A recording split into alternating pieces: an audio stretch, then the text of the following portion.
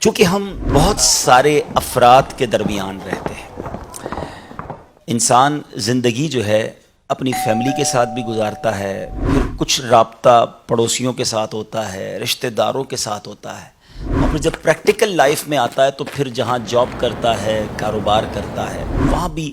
الگ الگ قسم کے لوگوں سے رابطہ ہو جاتا ہے۔ بہت سارے لوگ زندگی کی بہت سارا وقت، یعنی ہم یہ کہیں کہ اسٹارٹ آف دا لائف، وہ اپنی ہی قسم کے، اپنے ہی خاندان کے، اپنی ہی بولی بولنے والے، اپنی کلچر کے لوگوں میں گزارتا ہے، مگر ایک اسٹیج آتا ہے کہ جس میں اسے پھر اب جب پریکٹیکل لائف میں وہ داخل ہوتا ہے تو پھر ہر طرح کا آدمی اسے ملتا ہے۔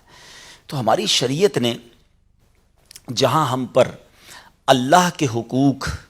لازم قرار دیے ہیں جس کو پورا کرنا ضروری ہے، وہاں حقوق العباد کی بھی بڑی اہمیت ہے۔ بندے کا تعلق صرف رب سے ساری زندگی نہیں رہتا، اس کو زندگی بہت سارے لوگوں کے ساتھ گزارنی ہوتی ہے۔ تو بڑا کلیئرلی، بڑا واضح کھول کر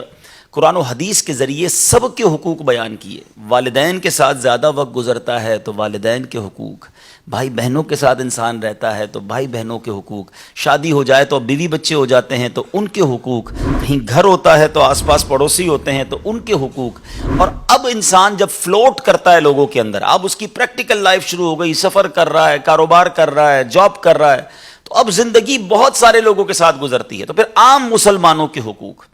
لیکن اللہ کی شان دیکھیں، اس کی مشیت دیکھیں کہ اللہ کے حقوق یقیناً ادا کرنے ہیں، لیکن اگر کوئی شخص اللہ عز و جل کے حقوق پامال بھی کر رہا ہے، اللہ کی نافرمانی کر رہا ہے، اور کسی موقع پر گڑ گڑا کر اللہ کی بارگاہ میں سچی توبہ کر لے، تو وہ مالک کریم اس کے برسوں کے گناہ معاف فرما دیتا ہے۔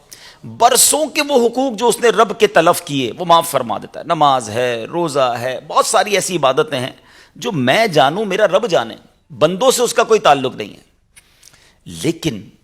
جب بندوں کے حقوق کی بات آتی ہے تو اس کی مشیت کے انداز نرالے ہیں، اس کے دستور ہیں کہ جب تک بندہ معاف نہیں کرتا وہ رب کریم بھی معاف نہیں فرماتا، اور یہ ڈیفیکلٹ ہے۔ اللہ کریم ہے، اس کی شان رحیمی ہے، وہ ماں سے 70 گنا بندوں کو زیادہ چاہنے والا ہے۔ ایک آنسو گرائے بندہ وہ 70 سال کے گناہ معاف کر دے، اس کی کرم نوازی ہے۔ مگر بندوں کے تو دل دماغ سب الگ ہوتے ہیں نا۔ ہم اپنے بارے میں سوچیں،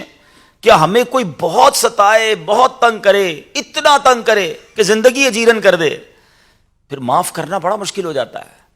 تو جب ہم بندوں کے درمیان رہ رہے ہیں اور اللہ نہ کرے ہم بندوں کو دل دکھا رہے ہیں، ہم ان کے حقوق تلف کر رہے ہیں، تو ان سب کو راضی کیسے کریں گے؟ تو اس کا سمپل فارمولہ یہ ہے کہ بندہ بندوں کے حق ہی تلف نہ کرے، ناراض کر کے راضی کرنا، حق مار کر اس کو تلاش کر کے معافی مانگنا، اٹس کوائٹ ڈیفیکلٹ۔ بہترین طریقہ یہ ہے کہ بندہ زندگی ایسی گزارے کہ میری ذات سے کسی کو پرابلم ہی نہ ہو، میری ذات لوگوں کے لیے فائدے کا باعث تو ہو، تکلیف اور ٹینشن کا باعث نہ ہو۔